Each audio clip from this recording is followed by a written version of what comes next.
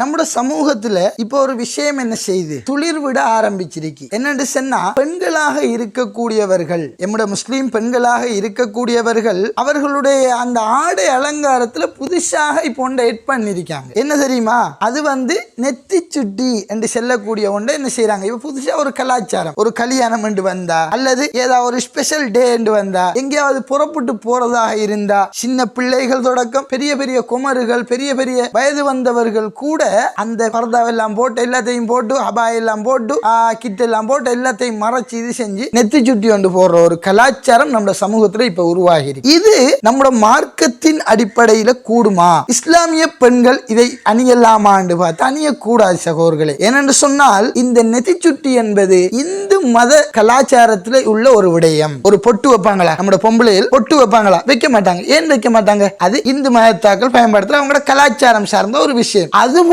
ஒன்றுதான் இதுவும். எந்த அளவுக்கு என்று சொன்னா, இதை நம்மடாக்கள் ஒரு மாற்று மத கலாச்சாரம் என்றே பார்க்கறதில்ல. ஆனால் ரசூலுல்லாஹி ஸல்லல்லாஹு அலைஹி வஸல்லம் அவர்கள் யூதர்கள் ஆஷூரா தாஷூரா நோன்பு நமக்கு தெரியும். தாஷூரா நோன்பு என்ன செஞ்சாங்க? அந்த ஆஷூரா தாஷூரா நோன்புல ரசூலுல்லாஹ் யூதர்கள் பிடிக்கிற நாள்ல நாம் பிடிக்க போறா என்று நினைச்சு செஞ்சாங்க. உயிரோட இருந்தா நான் என்ன செய்வேன், அடுத்த நாள் நோன்பு நோட்பேன் என்று சொல்லி ரசூலுல்லாஹ் சொன்னாங்க.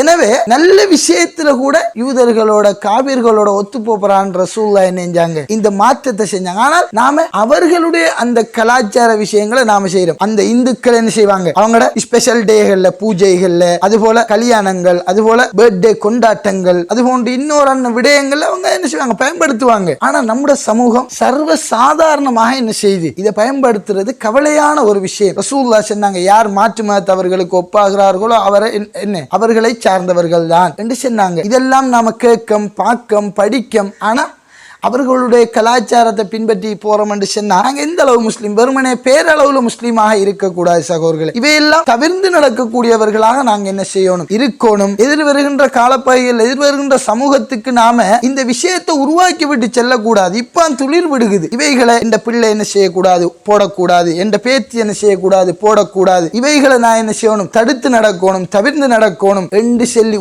உறுதி பூண்டவர்களாக நாங்க ஒவ்வொருத்தரும் இந்த விஷயத்தை தவிர்த்து நடக்கக்கூடிய அல்லாஹ் ஆக்கி அருள்வானாக.